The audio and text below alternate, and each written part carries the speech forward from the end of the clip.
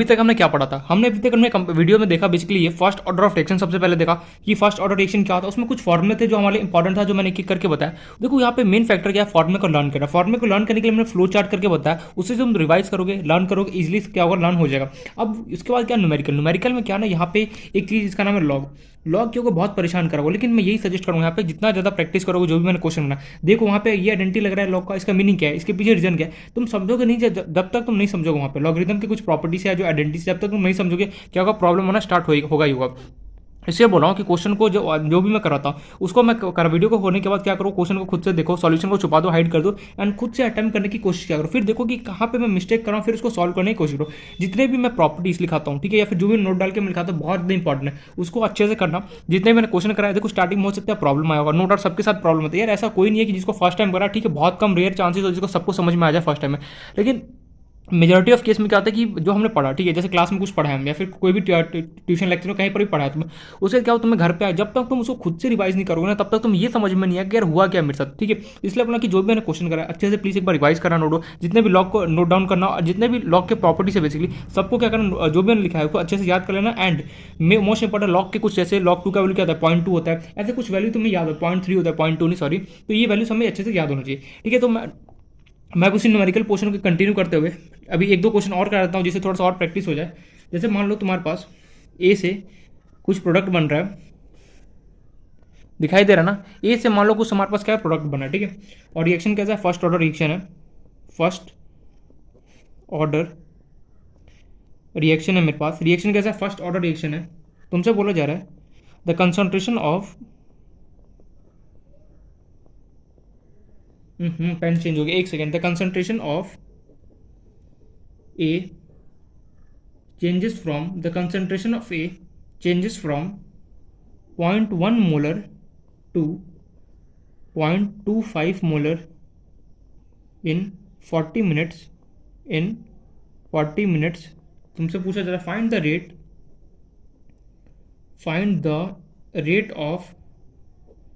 the rate of reaction when concentration of A is, when concentration of A is 0.01 molar.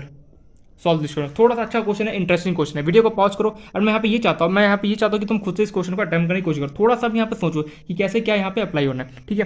तो video को pause करो, please ईमानदारी से इसको पॉज करना, खुद से एक बार थोड़ा सा सोचो कि इस क्वेश्चन में क्या बोला और क्या हमें इन्फॉर्मेशन को गैदर करना है।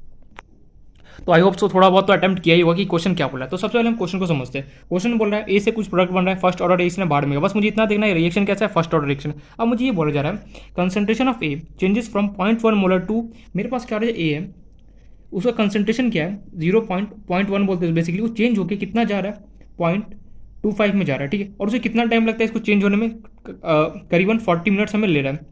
अच्छा, मतलब ए का जो कंसंट्रेशन है वो 0.1 से 0.025 में चेंज हो रहा है, उसको टाइम लग रहा है 40 मिनट्स, ठीक है। ये बात तो समझ में। अब मुझसे पूछा जा रहा है ये find the rate of reaction. Rate मतलब क्या होता है, rate of reaction, rate of reaction का मीनिंग क्या होता है, रेट ऑफ रिएक्शन मतलब के को हम क्या बोलते हैं, रेट ऑफ रिएक्शन, वो मुझे निकालना है। When concentration of A is 0.01 molar, मतलब कि मुझे ये बोला जा रहा है जब यार ए का कंसंट्रेशन 0.01 मोलर हो जाए, इस टाइम पे रेट के का जो, इस टाइम पे जो ए है उसका रेट कांस्टेंट का वैल्यू क्या होगा, तो मैं वो निकालना। क्या बोला, कुछ पल्ले नहीं पड़ा, देखो यहाँ पे के नहीं निकाला, सॉरी बाय मिस्टेक मेरे से हो गया, सॉरी, ठीक है, सॉरी। हाँ देखो यहाँ पे मैं ये बोला हूँ ए है, उसका कंसंट्रेशन तुम्हें गिवन है कितना, 0.1, वो चेंज हो रहा है, कितना जा रहा है, 0.025 जा रहा है, उसको टाइम लग रहा है कितना, 40 मिनट्स। तुमसे पूछे जरा find the rate of reaction. Rate of reaction मतलब कि स्मॉल आर, याद है, भूल गया, सॉरी, यहाँ मुझे लगा रेट कांस्टेंट, तो इसलिए मिस्टेक हो गया। तुम्हें रेट ऑफ रिएक्शन निकालना है जब ए का कंसंट्रेशन कितना हो जाए, 0.01 मोलर हो जाए। मतलब कि यार ए का जब कंसंट्रेशन 0.01 मोलर हो जाए, उस टाइम पे मुझे ये बताना है जो ए है उसका रेट ऑफ रिएक्शन कैसे होगा, मुझे निकालना है। अच्छा, तो रेट ऑफ रिएक्शन निकालने का फॉर्मूला क्या होता है, so simple, R equals to K A की power 1 cube, first order reaction है, आर के ए तुम्हें कितना की बना, 0.01, 0.01 और 1। यार मुझे यहाँ पे देखो ये क्यों मैंने किया, मैं यहाँ पे ये बोलना चाह रहा हूँ तुम्हें क्या करना क्या है, कैलकुलेट जब तुम्हारे पास ए है उसका 0.1 से जब 0.025 जब चेंज हो रहा है तो तुम्हें 40 मिनट्स लग रहा है। तुमसे क्वेश्चन वाला ये पूछना चाहता है रेट ऑफ रिएक्शन बता दो, मीन्स आर का तुम वैल्यू बताना है कब, जब तुम्हारे पास ए मीन्स जो ए का जो कंसंट्रेशन है वो कितना हो जाए 0.01 मोल हो जाए, मतलब कि एकदम 0.01 मोलर कंसंट्रेशन हो जाएगा ए का। उस टाइम तुम्हें ये बताना है कि जो आर है उसका रेट ऑफ रिएक्शन क्या हो। तो रेट ऑफ रिएक्शन निकालने का फॉर्मुला क्या होता है कि ए की पावर 1 फर्स्ट ऑर्डर रिएक्शन है, तो ए कितना जब 0.01 मोलर हो जाए इन उस टाइम पे रेट ऑफ रिएक्शन कितना होगा मुझे बताना है। यार कहीं से अगर के मिल जाए यहाँ पर ये तो लिख दिया मैंने, लेकिन क्वेश्चन में एक डाउट आ गया। क्या डाउट हो गया, क्वेश्चन वाला मेरे से ये बोल रहा है यार कहीं से अगर तू के निकाल दे तो मेरा काम बन जाएगा। मैंने बोला के कैसे निकालूं, बिल्कुल सही तरह पॉइंट तो सही, लेकिन मुझे के निकालना कैसे निकाले। मैं के निकालने के लिए एक तरकीब सोचे, क्या हमें पता है टाइम का जो हमने अभी क्वेश्चन पहले इंटीग्रेटेड रेट लॉ में फर्स्ट ऑर्डर का फॉर्मुला देखा था, क्या देखा था 2.303 divide by K log a nought divide bye क्या होता है ए।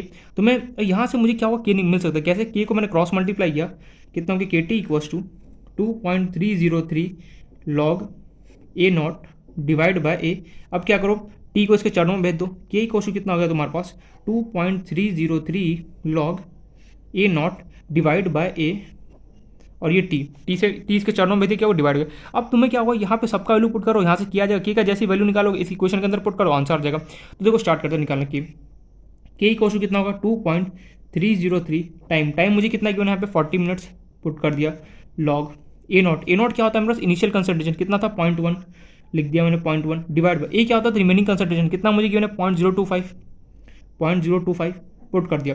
नहीं समझ में मैं यहाँ पे ये बोल रहा हूँ, देखो मुझे क्या क्वेश्चन बोला जा रहा है कि मुझे रेट ऑफ रिएक्शन मुझे निकालना है कब निकालना है, जब मेरा जो ए का कंसंट्रेशन कितना हो जाए 0.01 हो जाए। मैं 0.01 बोलो 0.01 बोलो कोई फर्क नहीं पड़ता, जब ये हो जाए। अब मैं कैसे निकालूँ, मैंने फॉर्मूला में पुट कर दिया, लेकिन मेरे पास यहाँ क्वेश्चन ये आ रहा है यार मैं के कैसे निकालूँ। अगर के निकाल दूँ तो फटाफट मेरा क्या होगा रेट ऑफ रिएक्शन निकल जाएगा, बिल्कुल सही एकदम आसानी से। तो मैं के निकालने के लिए क्या करूँ, तो के निकालने के लिए मुझे पता ये वाला फॉर्मुला होता है, हमें पता है इस फॉर्मुले का हेल्प करके मैंने यहाँ से के निकाला। अब मैं यहाँ पे एक का सबका वैल्यू पुट किया और मैं यहाँ से के निकालना चाहूँ, देखो कैलकुलेशन है थोड़ा सा। तो यहाँ पे 2.303 डिवाइड बाय 40 लॉग, देखना यहाँ पे जो मैं कर रहा हूँ इसको मैं चलो यहाँ पे कर देता हूँ 0.1 डिवाइड बाय 0.025, इसको सॉल्व करने की कोशिश करूँ। अब एक बात बताओ, मैंने सिखाया भी था पॉइंट के बाद कितना नंबर एक नंबर, पॉइंट के बाद कितना नंबर 1 2 3। तो यहाँ पे एक बात होता है जैसे 0.1 डिवाइड बाय 0.2 होता है, एक पॉइंट का एक नंबर आपस में कैंसिल हो, लेकिन जो पॉइंट के बाद अगर एक से ज़्यादा नंबर दोनों इक्वल है बिल्कुल, इसके पास एक है और तो कितना 1 2 3 नंबर है, तो सिंपली क्या करो मैंने क्या होता है पॉइंट को हटाने के लिए जितने इसके पास नंबर है सिंपली उसको 0 दे दो 1 2 3। तो यहाँ पे हो गया पॉइंट 1 2 3 डिवाइड बाय 0 पॉइंट ये पॉइंट हट गया कितना हो गया 0.025 और इसके पास कितना नंबर एक, इसको 1 0 दे दो। तो इस तरीके से तुम्हारे पास हो गया ये पॉइंट भी हट गया क्योंकि तूने अपना 1 0 इसको नीचे वाले को दे दिया, तुम्हारे पास बस 0 1 0 डिवाइड बाय 0 0 2 5 0। तो 0 लिखने की कोई जरूरत नहीं है, तो ये 1 0 0 डिवाइड बाय 250, 1 0 को उड़ा दिया बचा कितना 25 4 जा। तो यहाँ पे तुम्हारे पास कितना आ गया log 4 बेस 10 लिखना मैं भूल गया था, ये 10 नहीं समझ में। मैं यहाँ पे ये बोलना चाह रहा हूँ देखो ये कैलकुलेशन ये वाला जो पार्ट है ना यही तुम्हारे लिए इंपॉर्टेंट, अगर ये समझ में आ गया तो समझो पूरा क्वेश्चन समझ में आ गया। क्वेश्चन मतलब कि कैलकुलेशन वाला पार्ट है, इसमें था ही क्या देखो मैं वापस से रिपीट कर रहा हूँ। एक सेकंड मुझे रफ पेपर चाहिए, एक सेकंड होल्ड ऑन। देखो ध्यान से तुम्हारे पास समझना, तुम्हारे पास जैसे 0.2 डिवाइड बाय 0.4 ऐसे कुछ गिवन है, पॉइंट के बाद कितना नंबर एक नंबर, पॉइंट के बाद कितना नंबर एक नंबर, दोनों का एक नंबर, तो क्या गया पॉइंट कैंसिल आके क्या होगा 2/4 है सॉल्व करना। लेकिन वही मान लो जैसे 0.2 है और नीचे तुम्हारे पास 0.45 हो जाए, पॉइंट के बाद कितने नंबर एक नंबर, पॉइंट के बाद कितने नंबर दो नंबर, यार दोनों का नंबर तो सेम नहीं है। अब नंबर सेम नहीं तो मैं कैसे सॉल्व करूँगा, तो सिंपल सा कुछ मत करो, पॉइंट के बाद कितने नंबर एक नंबर 1 0 इसको नीचे देखो करना क्या सिंपल समझ से चलो, जब इक्वल होगा तब तो मुझे समझ में आ गया कि पॉइंट कैंसिल हो, जब इक्वल नहीं होगा तो मैं कैसे सॉल्व करूँगा। तो सिंपल सा उसको सॉल्व करने का तरीका क्या है, पॉइंट के बाद कितने नंबर एक नंबर 1 0 क्या करो नीचे वाले को दो, ठीक है, और पॉइंट के बाद कितने नंबर दो नंबर, तो सिंपली नीचे वाले को 1 0 दोगे और ऊपर वाला क्या करेगा इसको 2 0 देगा। तो कुछ ऐसा हो देखो पॉइंट कैंसिल आउट हो गया बचा कितना 2 0 0, नीचे क्या हो गया पॉइंट तो कैंसिल आउट बचा 4 5 और इसके पास एक 0 आ जाए, कौन देगा ये वाला 0। मतलब यार कि डेसिमल में को कैसे सॉल्व कैसे करेंगे, डेसिमल को सॉल्व करना सिंपल सा तरीका होता है, जैसे मान लो 0.87 है तेरे पास और मान लो 0.8764 है, कुछ ऐसे कुछ भी मान लो। अब ना ऊपर वाले के पास कितने डेसिमल का नंबर दो नंबर, नीचे वाले के पास 1 2 3 4 नंबर, कुछ मत करो कितना नंबर दो नंबर 2 0 इसको दे दो और 4 और इसके पास कितने नंबर 4 0 4 नंबर, तो 4 0 ऊपर दे दो, तो ये हो गया 8 7 कितना 0 देगा ऊपर वाले को 4 1 2 3 4 डिवाइड बाय नीचे वाले पास कितना 0 मिलेगा 2 8 7 6 4 2 0 खत्म करें सॉल्व कर दो। आगे जीरो लिखने कोई फर्क नहीं पड़ता क्योंकि जीरो अपना आपस में हट ही जाता है। मैं यहाँ पे ये बोलना चाह रहा हूँ डेसिमल को कैसे सॉल्व करेंगे। डेसिमल को सॉल्व करने का सीधा सा तरीका क्या होता है कि जो जितना ऊपर नंबर गिवन है, ठीक है, और डिवाइड बाय नीचे, ऊपर देखो कितने नंबर डेसिमल का, तो 1 2 2 लिखो, बगल 1 2 3 4 4, जितना नंबर है उतना नीचे वाले को जीरो दे दो, इसके बाद जितना नंबर उतना ऊपर वाले को जीरो देखो, क्या होगा जो पॉइंट हो क्या होगा आपस में कैंसिल आउट हो जाएगा। वही मैंने यहाँ पे किया, तो ये हो गया 4। अब इसको कैसे सॉल्व करेंगे, मैंने क्या बताया था इस लॉग को हटाने के लिए, या तो लॉग 2 ढूंढो, लॉग 3 ढूंढो, लॉग 4, इसको किसमें चेंज कर दो लॉग 2 में, क्यों, क्योंकि 4 है उसका 2 का स्क्वायर होता है, 2 क्या होगा इसके ऊपर आ जाएगा। तो ये मेरे पास कुछ इस तरीके से हो गया 2.303 डिवाइड बाय 40 लॉग 2 का स्क्वायर टू द बेस 10। देखो जितने भी प्रॉपर्टीज तुमने पढ़ा सब कुछ यहाँ पे यूज हो रहा है, ऐसा कोई भी प्रॉपर्टी नहीं जो तुम्हारे पास यहाँ पे यूज नहीं हो रहा है। क्या ऐसा कोई प्रॉपर्टी जो यहाँ पे यूज नहीं हो रहा है, बिल्कुल नहीं। जो भी मैं पढ़ा हूँ सब कुछ यहाँ पे यूज कर रहा हूँ ताकि तुम्हें क्या हो दिमाग में फिर कंटिन्यूसली चलता रहेगा, बार बार रिपीट होगा तो क्या होगा याद रहेगा। तो हमें पता है लॉग में कभी इसके ऊपर पावर आ जाए तो क्या होगा आगे आ जाएगा। तो सिंपली कितना हो गया 2.303 divide by 40 2 log 2 to the base कितना हो गया 10। और तुम्हें पता है लॉग 2 का वैल्यू कितना 0.3 होता है, तो यहाँ से मैंने लिखा 2.303, ये 2 लिख दो, और ये कितना हो गया लॉग 2 का वैल्यू 0.3 डिवाइड बाय कितना 40। इसको वही कैलकुलेशन करना पड़ेगा, ठीक है। मैं कैलकुलेटर से को मल्टीप्लाई करके बताता हूँ कितना हुआ। अब तो यार कुछ नहीं, कैलकुलेशन मल्टीप्लाई वगैरह करना, तो ये ऊपर हो गया 1.3818 divide by 40 as it is रहने। तो कोई और करना चाहो तो कर सकते हो। तो ये क्या वैल्यू मेरे पास कितना निकल के आ गया 1.381 डिवाइड बाय 40। सिंपली जाओ फॉर्म में पुट कर दो, तो यहाँ पे मेरे पास आता आर इक्वल टू की जगह मैं क्या पुट कर सकता हूँ 1.3818 divide by 40 into concentration of मेरे पास एक कितना गिवन था 0.01। 0.01 की पावर 1 करो कितना होगा 0.01 आएगा। इसको सॉल्व करते हैं, कैसे सॉल्व करोगे, देखो यहाँ पे हो गया 1.3818 डिवाइड बाय 40 मल्टीप्लाई बाय। अब इसको पॉइंट कैसे हटा जाए, मैंने क्या बोला नीचे कुछ भी नहीं गिवन है तो समझा 1 है। क्या करो इसको पॉइंट हटाना है, सिंपली कितने नंबर है इसके बाद 2 नंबर है तो 2 जीरो नीचे बैठा दो, तो कितना हो गया पॉइंट हट गया 001 डिवाइड बाय कितना हो गया 1 2। तो यहाँ से तुम लिख सकते हो उसको 1.3818 मल्टीप्लाई बाय, ये जीरो से कोई फर्क पड़ेगा नहीं, कितना 1/100। इसको वही सॉल्व करना पड़ेगा, ये हो गया 1.3818 डिवाइड बाय 40 इंटू 100, ठीक है। मैं इसको कैलकुलेटर से करके बताता हूँ कितना होगा 40 इंटू 100। एक सेकेंड, ये तुम्हारे पास निकल के आएगा 0.00347। देखो एग्जाम में क्या होगी कैलकुलेशन तुम्हें वहाँ पे मल्टीप्लाई हो जाएगा। अभी मेरे पास इतना टाइम कम है इसलिए मैं यहाँ पे क्या करूँ कि फटाफट मैं यहाँ पे कैलकुलेटर से देके बता रहा हूँ, वरना मैं मल्टीप्लाई करूँगा तो टाइम वेस्ट होगा। अब इसको एक तरीके से कैसे लिख सकते हो, देखो मैंने बताया भी साहब, अगर कभी भी इस टाइप को 0 बहुत सारे यहाँ पे लगे तो इसको कैसे लिख सकते हो 3.47 मल्टीप्लाई बाय 10 की पावर 1 2 3 0, कितना 1 2 3 0 और एक पॉइंट वाला कितना हो गया 10 की power -4। Answer R equal to कितना निकल 3.47 इन 10 की पावर -4। यार ये क्या कर दिया तूने। मैं यहाँ पे ये बोल रहा हूँ अगर कभी भी रफ पेपर कहाँ गया देखो, अगर कभी भी तुम ऐसा कुछ मिल जाए 0.0000876 ऐसे कुछ मिले, सिंपली इसको लिखना है अच्छे तरीके से। कैसे लिखो, सिंपली लिखो 8 तुम 876 लिखो मल्टीप्लाई बाय 10 की पावर जितने जीरो 1 2 3 4 10 की पावर -4 कर दो। अरे यार 1 2 3 है यहाँ पे तो 3 करोगे, इसके बाद वाले जीरो को नहीं गिनना है, बस इससे पहले के जीरो गिनना है। 876 इंटू 10 की पावर, अगर पॉइंट में लिखना चाहो तो ऐसे लिखो 8.76 मल्टीप्लाई बाय 10 की पावर कितने जीरो 1 2 3 और एक ये पॉइंट लगा कितना होगा 10 की पावर -4। आंसर मतलब यार कभी भी ऐसे कुछ मिल जाए जैसे 0.001 मिल जाए, इसको अच्छे तरीके से लिखना है। कैसे लिखूंगा 1 लिखा मल्टीप्लाई बाय क्या करो 10 की पावर कितने 02 10 की पावर -2 कर दो, जैसे 0.0014 ऐसे कुछ गिवन है। इसको कैसे लिख सकते हो 1.4 लिखो, तुम 14 भी लिख सकते हो, नोट 14 इंटू 10 की पावर कितने जीरो 1 2 -2 कर दो सिंपल। या फिर तुम ये भी चाहो इसको ऐसे भी लिख सकते हो 1.4 लिखो मल्टीप्लाई 10 कितने जीरो तो 2 और एक पॉइंट वाला कितना होगा 10 की पावर -3। मतलब यार कभी भी ऐसे कुछ पॉइंट वाला मिले तो सिंपली मुझे क्या करना, जो भी नंबर है इसको मैं आगे बुलाऊंगा, तुम्हारा मन करे तो तुम डेसिमल लिख सकते हो या फिर यहाँ पे पॉइंट लगा भी सकते हो, नहीं मिल सकते। अगर पॉइंट लगाओगे तो एक जीरो से एक्स्ट्रा देना पड़ेगा, अगर पॉइंट नहीं लगाओगे तो जितना जीरो है उतना ही लिखो। लेकिन मैं ये सजेस्ट करूँगा कि यहाँ पे पॉइंट लगा दिया करो जो भी नंबर लिखने के बाद, ताकि क्या हो कि हमारा जो सॉल्यूशन है वो थोड़ा सा इजी एंड कन्वीनियंट देखने में थोड़ा सा अच्छा लगे। तो इस तरीके से बेसिकली मैंने इस क्वेश्चन को सॉल्व किया। आई होप तो समझ में आ गया कि किस तरीके से मैंने सॉल्व किया। अब लगे यार ये सबसे पहले मुझे रेट ऑफ रिएक्शन निकालना था, कब जब कंसंट्रेशन 0.01 हो जाए, कैसे निकाला जाए। इसको सॉल्व करने के लिए मैंने सिंपली क्या किया, मुझे पता है के निकालना, के कैसे निकालूंगा, इस वाले इक्वेशन का हेल्प किया, यहाँ से मैंने के निकाला पूरा यहाँ पे वैल्यू पुट करके, तो ये मेरा यहाँ फिर मैंने जैसे निकाला उसको मैंने इस इक्वेशन में पुट करूँगा, मेरे पास क्या होगा आंसर है। ये समझ में आना इसको कैसे करना है। कभी भी जीरो मिले तो जो भी लास्ट में नंबर है उसको आगे बुलाओ, मल्टीप्लाई करो 10 और जितने यहाँ पे जीरो है सिर्फ और सिर्फ यहाँ पे पॉइंट क्या उतने यहाँ पे लिख दो। लेकिन यहाँ पे अगर तुम पॉइंट लगाओगे कभी भी तो सिंपली तुम्हें क्या करना है, जो यहाँ पे पॉइंट लगे उसका पॉइंट क्या करना है, एक जीरो यहाँ पे एक्स्ट्रा एडअप कर दोगे, दैट्स इट। अच्छा इस टाइप का क्वेश्चन तो समझ में आ गया यार। एक और यहाँ पे क्या होता है ना कि फर्स्ट ऑर्डर रिएक्शन में कमाल के क्वेश्चन आते हैं, जैसे तुम्हें टी हाफ निकालने के लिए तुम निकाल सकते हो। तुमसे कोई पूछे टी 1/3 निकाल के बताओ, यार कैसे निकालेंगे। तुमसे कोई पूछे टी 2/3 निकाल के बताओ, टी 3/4 बताओ कैसे निकालेंगे। तो इस टाइप के क्वेश्चन को कैसे सॉल्व करें वो देखना।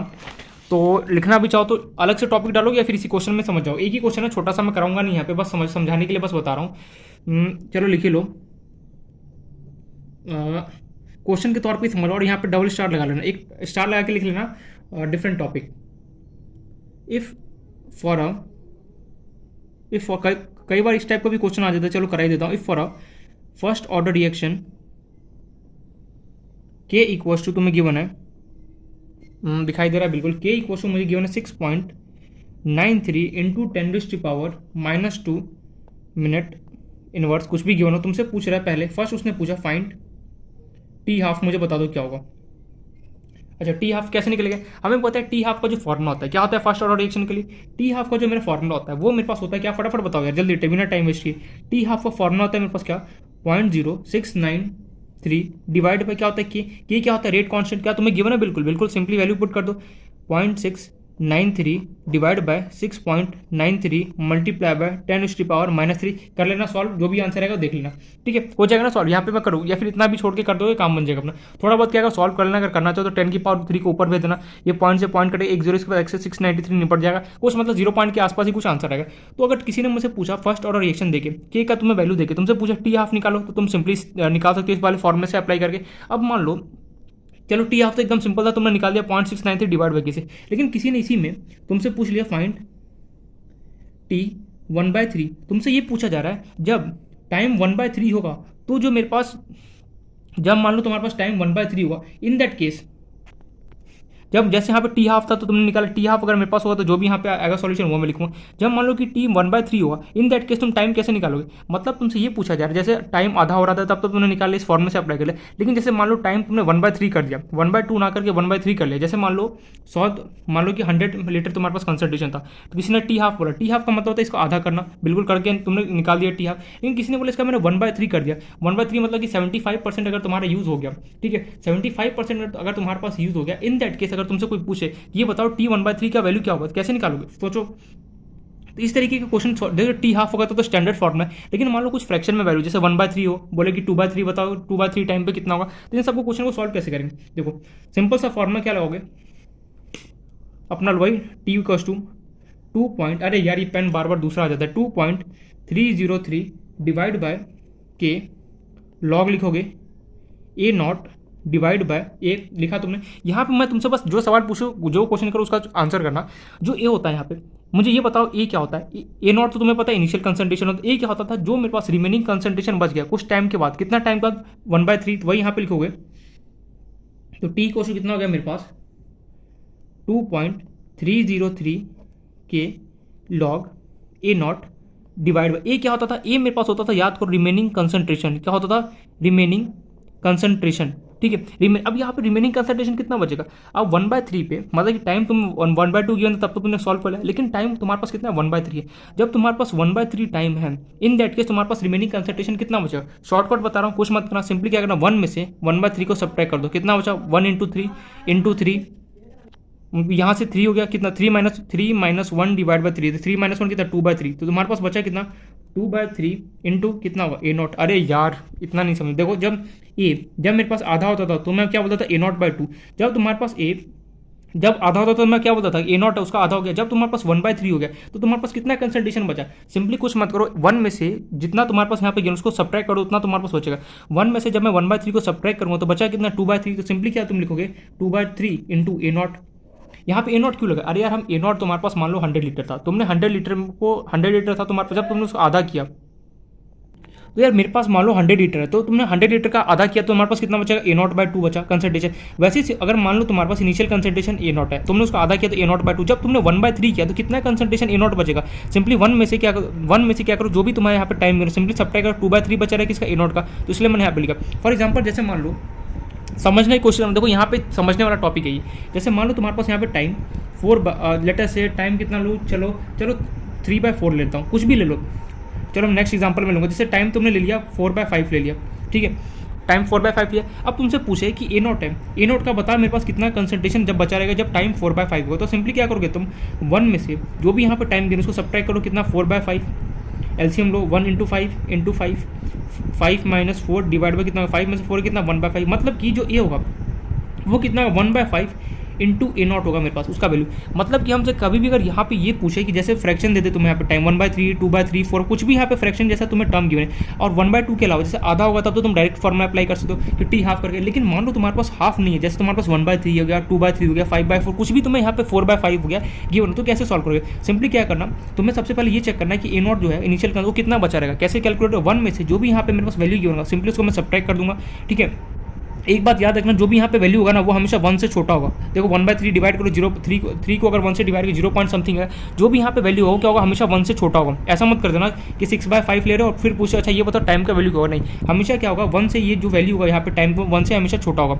तो कैसे कैलकुलेट करेंगे, सिंपली मुझे क्या करना है, जो भी यहाँ पे वैल्यू गिवन है उसको मुझे क्या करना है 1 में से क्या करना है सब्ट्रैक्ट कर देना है, जो भी बचेगा वो यहाँ पे मैं लिख दूंगा। इसका मैं शॉर्टकट भी बताऊंगा, डोंट वरी, वो यहाँ पे लिख दिया। अब इसको सॉल्व करते देखो, तो ये हमारे पास ए नॉट से ए नॉट निपट गया, बचा कितना यहाँ पे T equals to 2.303 divide by K log. मैं सॉल्व नहीं कर रहा, मैं बस यहाँ पे बता रहा हूँ कि कैसे बेसिकली इसको यहाँ पे बेस लगाना भूल गया 10, बस मैं जस्ट बता रहा हूँ ये क्या होगा, ऊपर चला जाए कितना होगा 3 डिवाइड बाई कितना 2। कैसे सॉल्व करना है वो मैं नहीं यहाँ पे बता रहा, बस मैं तुम्हें अप्रोच बता रहा हूँ कि कभी भी अगर मान लो सिंपली यहाँ पे तुम के वैल्यू पुट करो तुम्हारा आंसर है बहुत लेंदी चला जाएगा। बट फिर भी मैं यहाँ पे बस ये बताने की कोशिश कर रहा हूँ कि अगर कभी भी यहाँ पे जो टाइम है उसके जैसे टी हाफ गिवन हो 1/3 गिवन हो फ्रैक्शन जैसा कभी भी कुछ गिवन हो, इन दैट केस तो कैसे सॉल्व करेंगे वो बता रहा हूँ। सिंपली क्या, जैसे मान लो नेक्स्ट एग्जाम्पल क्लैरिटी के लिए थोड़ा सा क्लैरिटी आ जाए तो मैं जैसे 2/3 में लेता हूँ, तुम बताओ मैं इसका टाइम कैसे निकालोगे। सिंपली क्या करोगे, टी इक्वल्स टू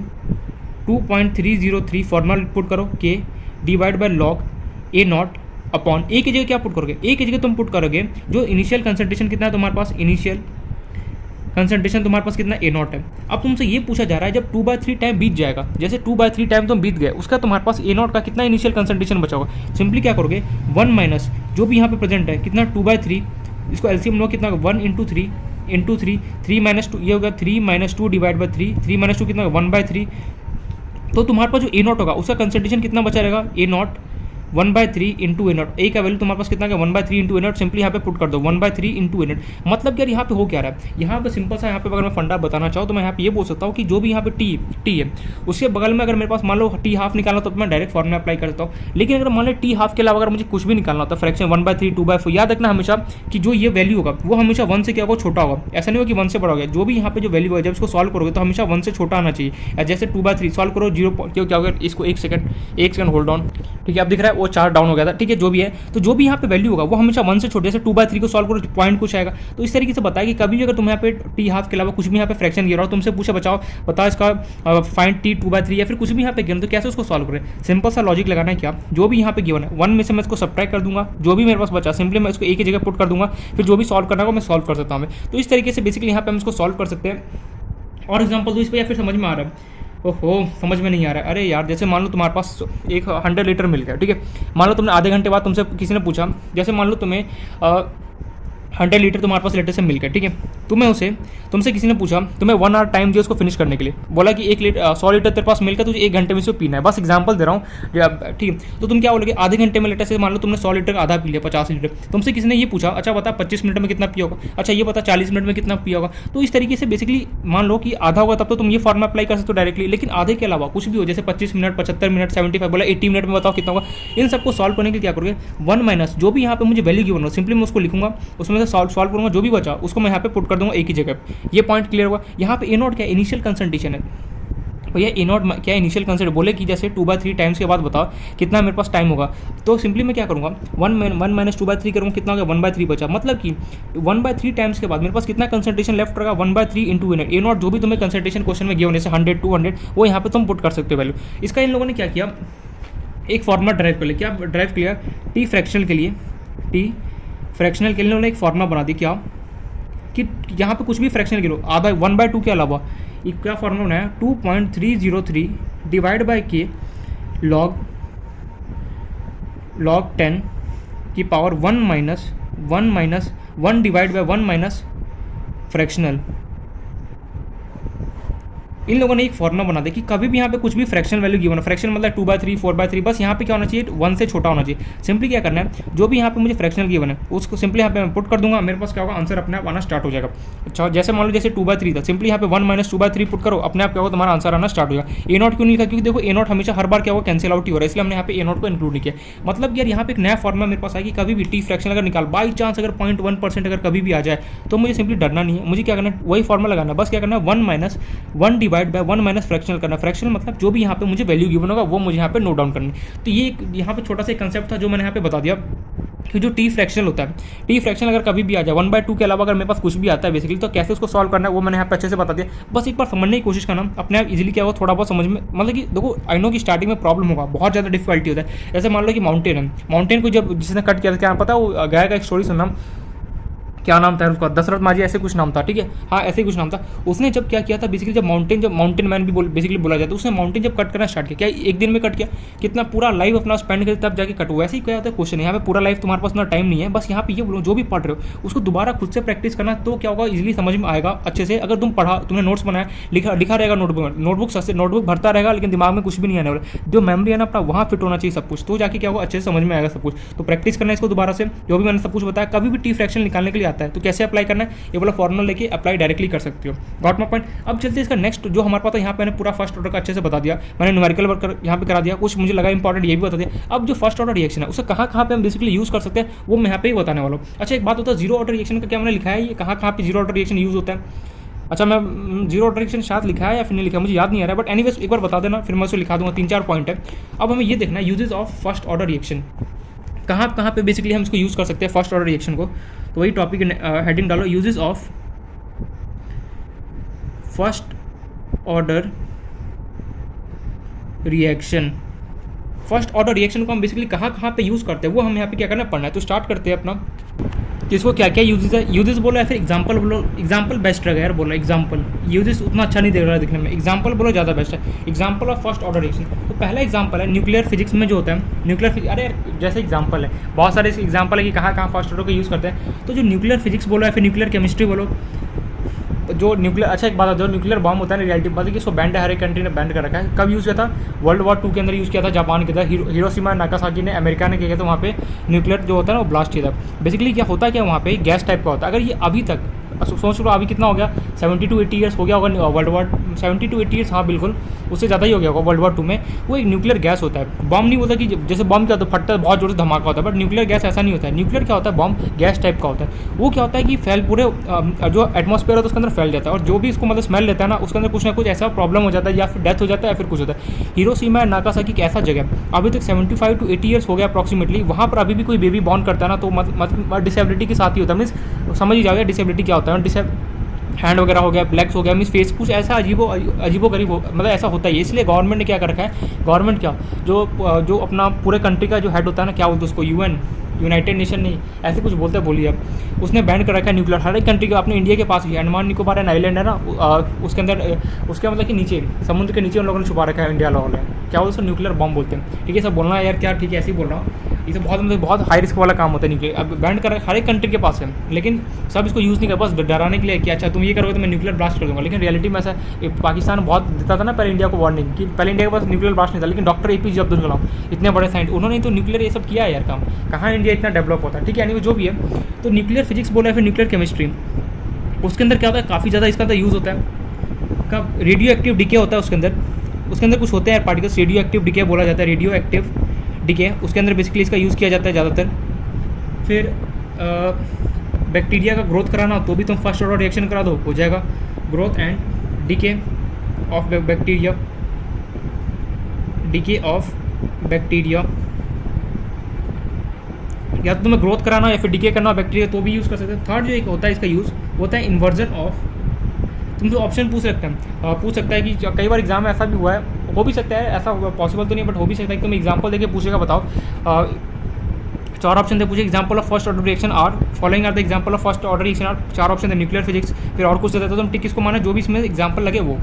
थर्ड इसमें यूज़ होता है inversion of cane sugar in acidic medium, जो कैन शुगर होता है बेसिकली जो गन्ना वगैरह नहीं होता है उसका जो बनाया जाता है, can sugar in acidic medium, इसका पूरा एक एग्जाम्पल है। लेकिन मैं अगर लिखने चलूँ एग्जाम्पल इसका बेसिकली एग्जांपल होता है कि जो शुगर कोस होता है कैसे बनाया जाता है, उसका प्रोसेस मुझे याद नहीं आ रहा, बट फिर वहाँ पर भी क्या होता है इसका यूज़ होता है। 4 जो पॉइंट है वो है एसिडिक हाइड्रोलिसिस ऑफ एस्टर, वहाँ पर भी शायद इसका यूज़ होता है शायद से, चलो लिख लो यार, शायद क्या कन्फर्म ही हो, वहाँ पर भी यूज़ होता है इसका acidic hydrolysis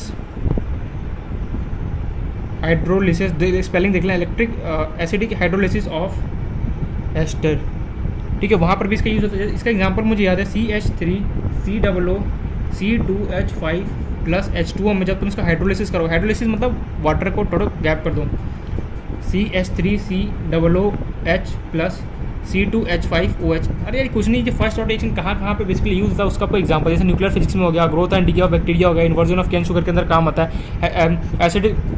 acidic hydrolysis of ester, इन सब जगह क्या होता है बेसिकली हमारा न्यूक्लियर फर्स्ट ऑर्डर रिएक्शन का बेसिकली एक सब एग्जांपल। और भी अगर एग्जांपल लिखना चाहो तो जैसे रिकॉर्ड हो रहा है ना, क्या हो गया इसको, एक सेकंड, तो एग्जांपल सब तुम्हें याद होना चाहिए। नेक्स्ट एग्जांपल है डिसोसिएशन ऑफ N2O5, जहाँ N2O5 का डिसोसिएशन होता है, IIT में आया हुआ ये क्वेश्चन, ठीक है, N2O5 का डिसोसिएशन देखिए तुमसे पूछ लिया वहाँ पे, क्या N2O5 डिसोसिएशन है एग्जांपल फर्स्ट ऑर्डर का या नहीं है, तो डिसोसिएशन ऑफ N2O5 उसके अंदर भी फर्स्ट ऑर्डर रिएक्शन होता है, कैसे N2O5 रिएक्शन भी याद होना चाहिए अच्छे से, 4NO2 प्लस O2।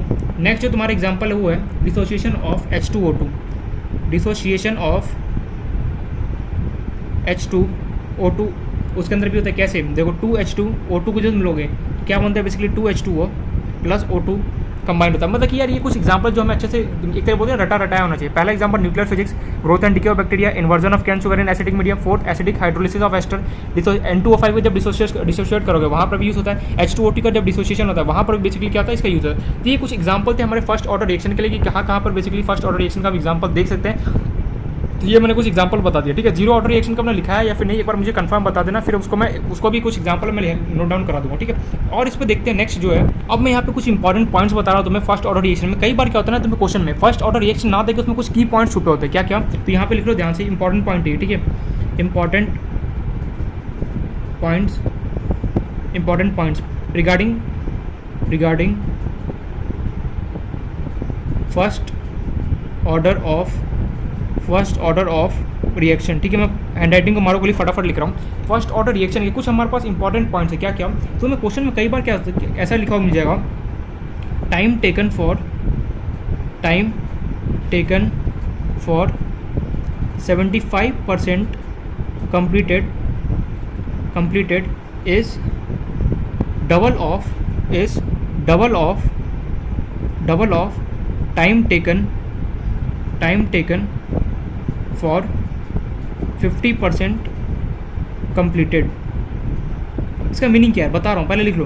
क्वेश्चन में अगर कभी भी लाइन मिल जाए तो मैं ये बोला कि जो टाइम है 75% का वो क्या है बेसिकली, क्या है डबल है किसके 50% के टाइम से, तो समझ जाना किसका क्वेश्चन है फर्स्ट ऑर्डर रिएक्शन का। बहुत ज़्यादा इंपॉर्टेंट ये पॉइंट है, बहुत जगह छुपा हुआ है। मीन्स क्वेश्चन में कई बार ये क्या होता है घुमा देता है और बच्चा ये सोचता रहता है ये फर्स्ट ऑर्डर का क्वेश्चन है, जीरो ऑर्डर का क्वेश्चन है, फिर सेकंड ऑर्डर रिएक्शन का क्वेश्चन है। देखो अगर कभी भी तुम्हें क्वेश्चन में ये बोले जो तुम्हें टाइम लगा 75% कंप्लीट होने में, अगर वो डबल है किसके 50% से, तो तुम क्या बोलोगे किसका क्वेश्चन है, क्वेश्चन किसके बेस पे फर्स्ट ऑर्डर रिएक्शन का क्वेश्चन है। याद रखिए पॉइंट, मैं यहाँ पे ये बोल रहा हूँ अगर क्वेश्चन में कभी भी तुम्हें ये लिखा हो मिल जाए कि जो टाइम टेकन है 75% का वो क्या है डबल है किसके 50% से, तो क्या वो 50% तो सिंपली किसका क्वेश्चन बोलोगे, तुम सिंपली बोलोगे वो क्वेश्चन है किसका फर्स्ट ऑर्डर रिएक्शन का क्वेश्चन। कई बार क्वेश्चन में ये लाइन छुपा हुआ मिल जाता है और ये हम ढूंढते रह जाते हैं यार क्वेश्चन किसका है, फर्स्ट ऑर्डर क्या, सेकंड ऑर्डर क्या, थर्ड ऑर्डर किसका क्वेश्चन है यार। तो मैंने सिंपल सा बताया यार कभी भी क्वेश्चन में ये लाइन मिल जाए कि जो 75% का जो टाइम है वो क्या है डबल है किससे 50% से, तो समझ जाना किसका क्वेश्चन है फर्स्ट ऑर्डर रिएक्शन का क्वेश्चन है। Then understand that question is first order reaction का क्वेश्चन है।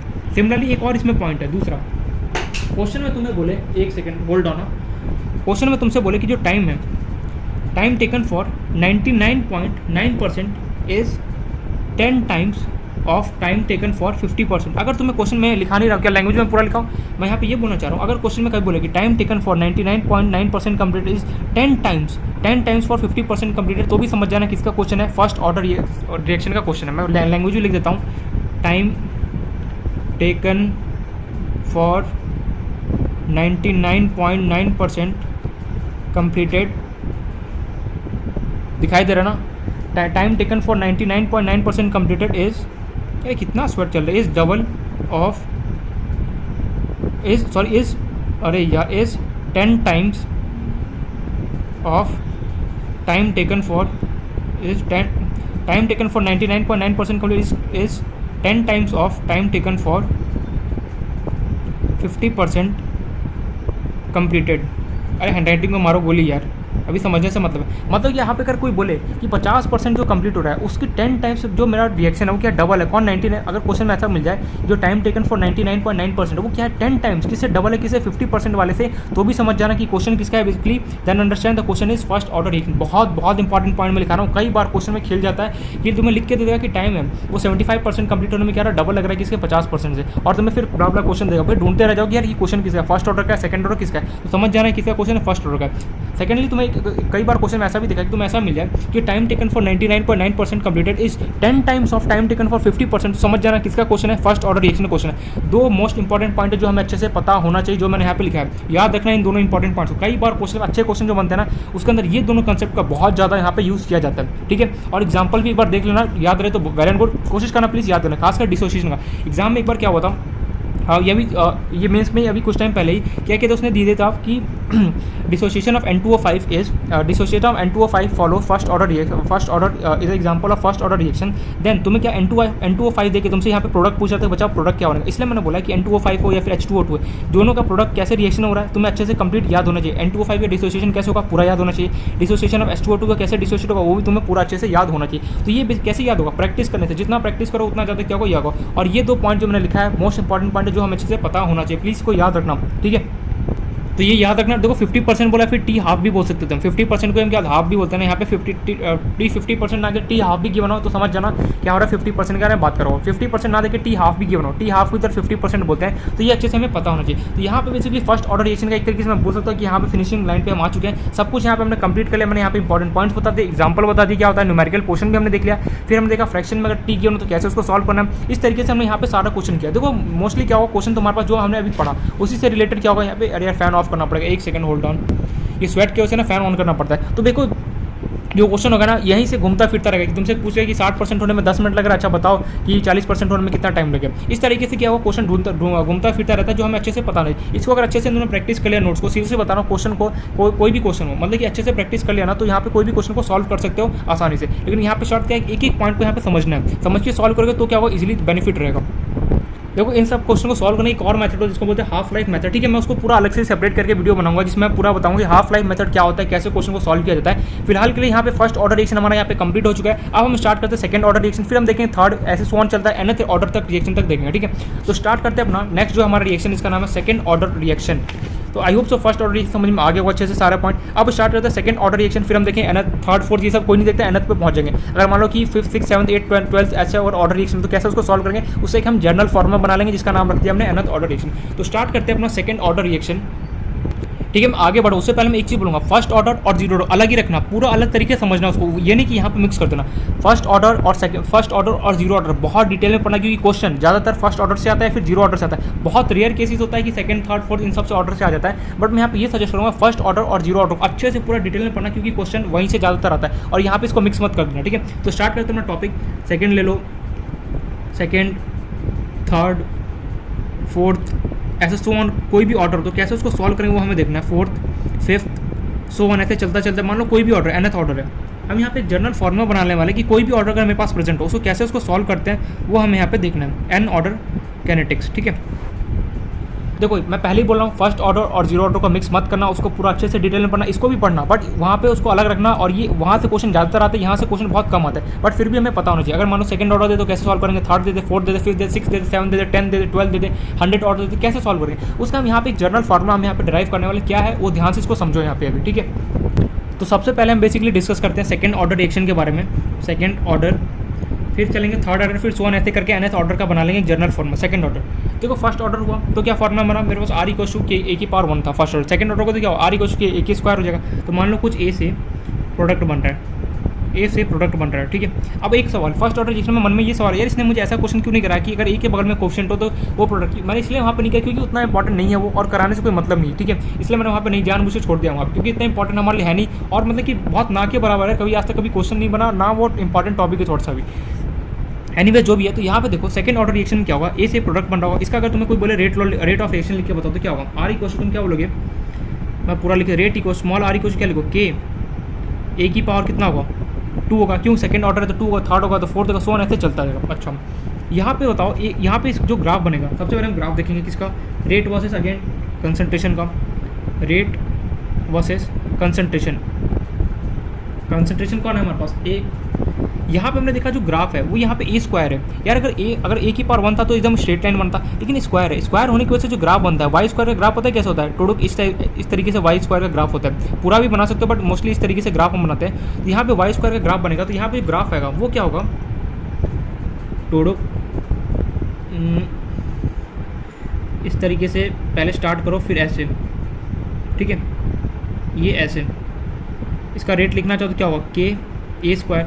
यहाँ पे बेसिकली क्या होगा कि जैसे जैसे मान लो कि रेट बढ़ाओगे, जैसे तुमने रेट 1 टाइम बढ़ाया तो कंसंट्रेशन क्या होगा 2 गुना बढ़ जाए, क्योंकि यहाँ पे स्क्वायर है। अगर मान लो यहाँ पे तुमने रेट को माने 2 टाइम्स बढ़ा तो क्या होगा, जो कंसंट्रेशन क्या होगा 4 टाइम्स बढ़ेगा, सो ऑन ऐसे क्या वो चलता रहेगा। तो ये कोई एकदम सिंपल सा ग्राफ है जो हमें पता होना चाहिए। अब हम स्टार्ट करते हैं अपना इंटीग्रेटेड, इसी का सेकंड ऑर्डर का इंटीग्रेटेड रेट लो, वही फॉर्मूला इसका डिराइव करते हैं। तो इस टॉपिक लिखो इंटीग्रेटेड, वही जब हमने जीरो ऑर्डर देखा फर्स्ट ऑर्डर देखा सेम वही कहानी, यहाँ पे थोड़ा बहुत यहाँ पे डिफरेंस क्या आएगा इंटीग्रेशन में, यहाँ पे ए स्क्वायर है तो ए स्क्वायर का इंटीग्रेशन करना पड़ेगा बस, इंटीग्रेटेड रेट लॉ, और बगल में लिख लो सेकेंड ऑर्डर रिएक्शन, ठीक है। इंटीग्रेटेड रेट लॉ क्या होगा बेसिकली वो हम स्टार्ट यहाँ पे अब करने वाले हैं। तो देखो क्या होता है यहाँ पे,